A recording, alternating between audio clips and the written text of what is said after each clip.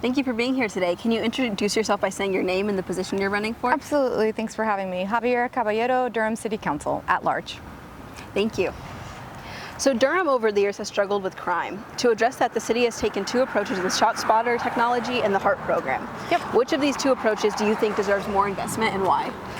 The HEART program for sure. I think that I kind of approach community safety, and that's how I like to reframe the conversation on public safety, as an opportunity of like a multi-pronged approach, right? So I really believe that when folks call 911, that the right response needs to show up at their door. Sometimes it's going to be a police officer, but a lot of times it's going to be a social worker or someone who's involved in our HEART program, because we did a 911 call analysis over 3 years. We got that back in 2020.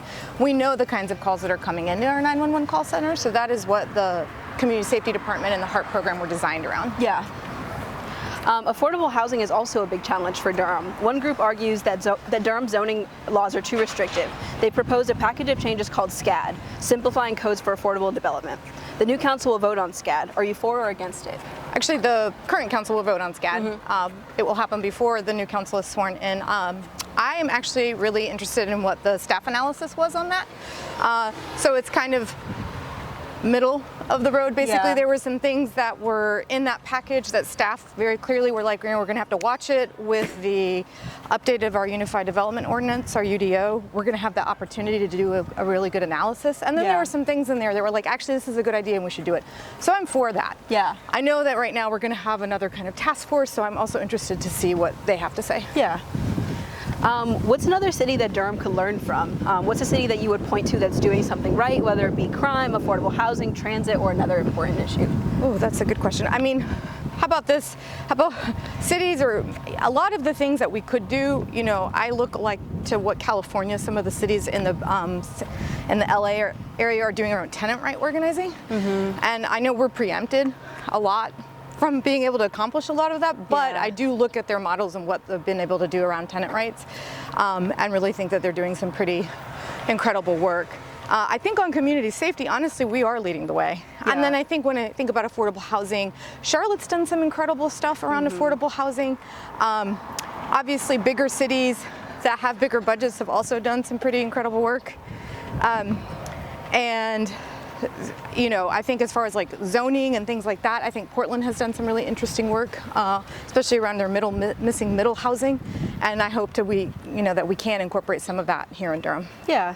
Okay, so we're going to stop here for a little bit. When you look at Durham's changing skyline, like this building, for example, what's your reaction? Do you think that changes like this are good for the city or not? I mean, we have to densify. I mean, if you're asking me, do I think that design is particularly innovative? I would say it's not particularly innovative as far as design, but that's also because that's what we allow. A 5/1 podium structure, which is what that is, which is what you see here and here, that's what we allow. And so what we're going to get is what our zoning allows for, and if we want to have some more creative options, I think it is important to have density downtown in particular. You could either go up or you could go out, and we hear pretty loudly from residents that they don't really want us to sprawl out. So the alternative to that is to densify. And so while I may have opinions on the design of it, I don't think it's a bad idea to be denser, because we have a huge influx of residents, and we have no control over that. Yeah, definitely. Okay, we're gonna keep walking. What's a memorable book that you've read recently? Memorable book that I've read recently. Ooh, that's a good question. I don't read a lot of fiction these days. I read a lot of nonfiction because. Okay, then what's your favorite nonfiction? Let's see. I'm trying to think of anything that I've read over. You know what I read recently? Oh, and there was a TV show about it too.